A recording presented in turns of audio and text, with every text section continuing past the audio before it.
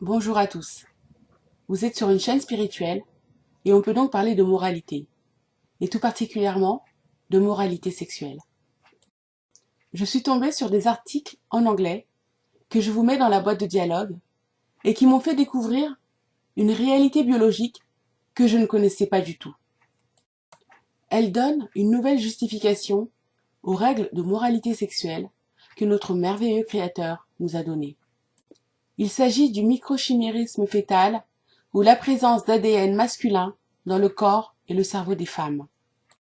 Ces articles en anglais disent que les scientifiques ont été étonnés de trouver de l'ADN masculin dans le cerveau des femmes danoises. Ils ont donc cherché la raison de cette présence et ont donné des explications que je vais partager avec vous. Les femmes ont dans leur corps, en raison de leur grossesse, l'ADN masculin des enfants mâles qu'elles ont portés. Elles ont aussi certainement l'ADN féminin des enfants femelles qu'elles ont portés, mais comme elles sont toutes deux femmes, il est difficile d'isoler l'ADN féminin provenant de leur bébé-fille. Donc, le microchimérisme fœtal touche premièrement des femmes ayant porté et donné naissance à des enfants mâles. D'après les scientifiques, ce microchimérisme aurait une utilité comme favoriser la lactation de la maman ou encore préparer et favoriser les grossesses ultérieures pour les enfants à venir. Ce microchimérisme fœtal existe deuxièmement chez des femmes ayant eu des fausses couches ou celles qui ont fait des avortements.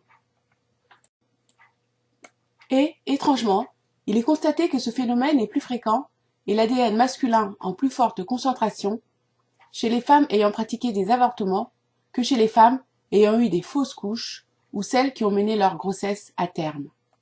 Comme si le corps gardait la présence, la trace génétique de ces enfants volontairement avortés. Enfin, troisièmement, ce microchimérisme fœtal touche des femmes qui n'ont pourtant jamais eu d'enfants. Selon ces articles, il n'est pas exclu que cette présence d'ADN masculin chez ces jeunes femmes soit transmise par leurs mères qui ont dans leur corps l'ADN masculin de grands frères les ayant précédés dans le sein maternel. Dans ce troisième cas, les scientifiques n'excluent pas les relations sexuelles comme source de cette présence d'ADN masculin dans leur cerveau. Et cette localisation en dit long sur la pratique sexuelle en cause. Tout ceci n'est pas étonnant quand on sait que les spermatozoïdes sont capables de pénétrer dans l'ovule féminin. Ils peuvent donc parfaitement pénétrer les cellules de la bouche et de la gorge et s'installer dans le cerveau des femmes. Ce qui veut dire que, contrairement à ce que l'on croit, après une relation sexuelle, tous les spermatozoïdes ne sont pas évacués. Certains, même infécondés, restent donc dans le corps de la femme.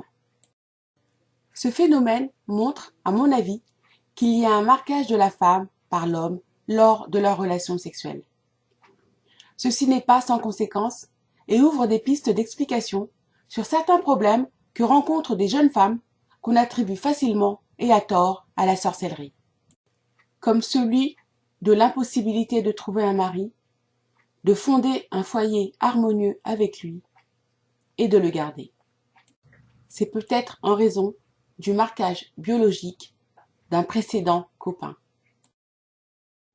comme celui de l'impossibilité de tomber enceinte, ou alors les fausses couches à répétition. C'est peut-être le marquage génétique d'un précédent amant dont l'enfant non né ou avorté reste dans le corps, son ADN entre en conflit avec celui du nouvel enfant que l'on veut concevoir. On comprend mieux, à la lumière de cet exposé, la raison pour laquelle notre merveilleux Créateur a énoncé « C'est pourquoi l'homme quittera son père et sa mère et s'attachera à sa femme, et ils deviendront une seule chair. » Ces lois, ces commandements, ont toujours une signification profonde, même si on ne les comprend pas.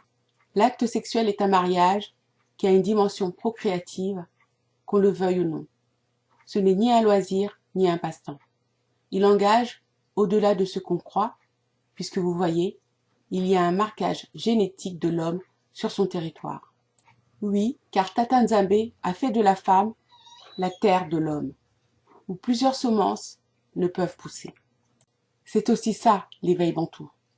Comprendre l'importance de la chasteté avant le mariage et l'enseigner à nos enfants, filles comme garçons, qui, même s'ils n'ont pas l'ADN de leurs précédentes copines dans leur corps, peuvent être hantés par leurs souvenirs, ce qui nuit tout autant à la construction d'une famille heureuse. Je vous remercie pour votre écoute, pour vos pouces en l'air, pour vos commentaires et vos partages, et je vous dis à très vite.